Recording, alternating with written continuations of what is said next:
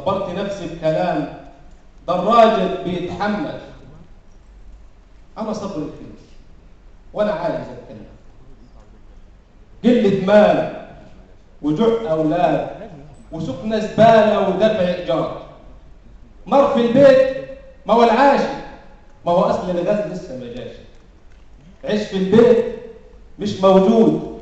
طب انت معاك توقف في طابور اخر السور، رفعت شكوى للمسؤول، شكيله حالي وهمي وغمي، جاب الصوت اسرع من الضوء، مطلوب احضارك للمسؤول. قلت خلاص الدنيا تروح، هيبقى لي شقه واعيش مستور. دخلت اسلم لقيت كرباج على ظهري معلم، قلت يا ستار شتم، يا حمار كرباج احسن ولا ضرب النار. عايز الدنيا علينا تصور، تاكلوا اللحمه وتنسوا الفول، ولا كمان تعيشوا في قصور. طيب اسكت ومين يتحمل؟ ولما شكيت اديني لقيت كرباج على ظهري معلم. شكرا محمود.